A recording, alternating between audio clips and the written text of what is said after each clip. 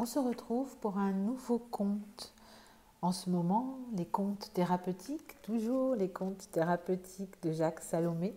Ceux-là sont extraits des contes à aimer, des contes à s'aimer. En ce moment un petit peu difficile où les enfants ne vont pas à l'école, je vous propose de vous lire le conte de la petite mésange qui ne voulait plus aller à l'école. Ces contes thérapeutiques sont des contes pour vous faire du bien, pour vous faire réfléchir, des contes pour laisser entrer en vous une énergie de guérison, simplement en l'écoutant et en ressentant ses bienfaits. Le conte de la petite mésange qui ne voulait plus aller à l'école. Avant de rassurer, peut-être faut-il comprendre. Avant de comprendre, peut-être faut-il entendre. Avant d'entendre, peut-être faut-il écouter. Et avant d'écouter, se décentrer. Il était une fois une petite mésange qui, un matin, dès son réveil, d'un seul coup, commença à pleurer. Elle pleura comme jamais une petite mésange n'avait pleuré. Vous avez déjà vu pleurer une petite mésange? C'est vraiment impressionnant. Les larmes coulaient de ses deux petits yeux, le long de son bec, de son plumage, et jusque sur ses deux petites pattes.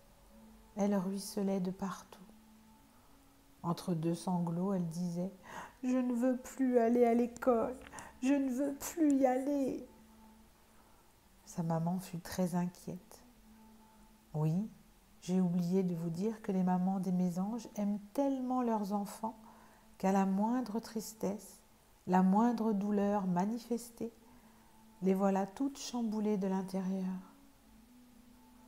Je vous disais donc que cette maman essaya aussitôt de la rassurer avec des phrases toutes faites, en conserve, que se sentent obligés de pépier tous les parents des enfants mésanges. Mais c'est très bien l'école. Tu as plein de copains mésanges et rossignols et aussi même des rouges-gorges. Tu vas pouvoir jouer avec eux. Elle est gentille, ta maîtresse. Tu vas apprendre plein de choses. Et puis pourquoi tu ne veux plus aller à l'école? C'est parce que tu n'as pas d'amis? On t'a fait du mal?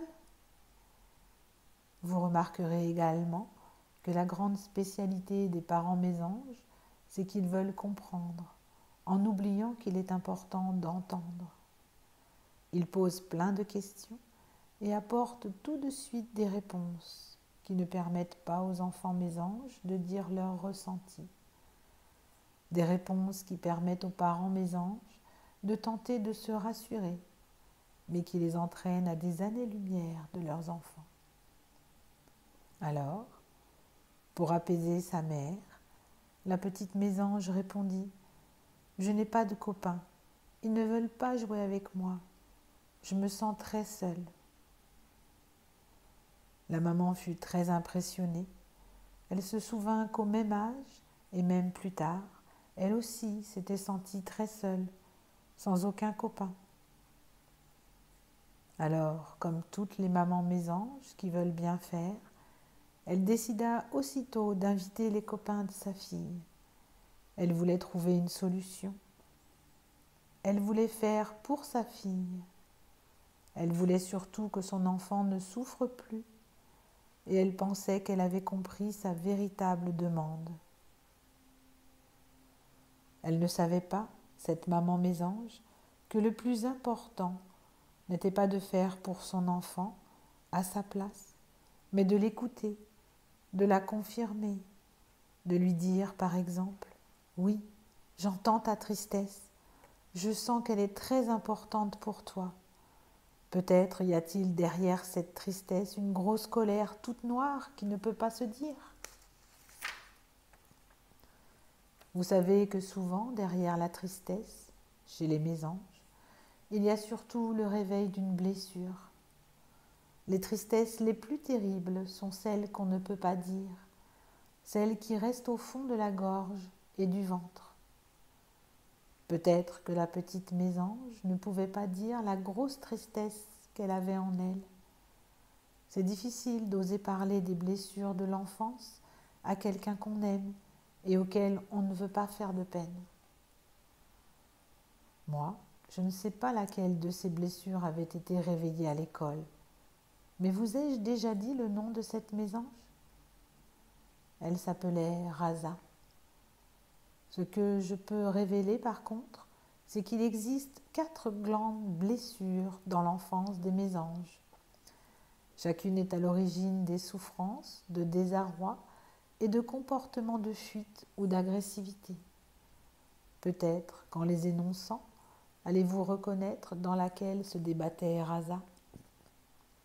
L'humiliation, l'injustice, la trahison et l'impuissance. Chacune de ces blessures est une source vivante de souffrance. Les humiliations sont fréquentes quand on est un enfant.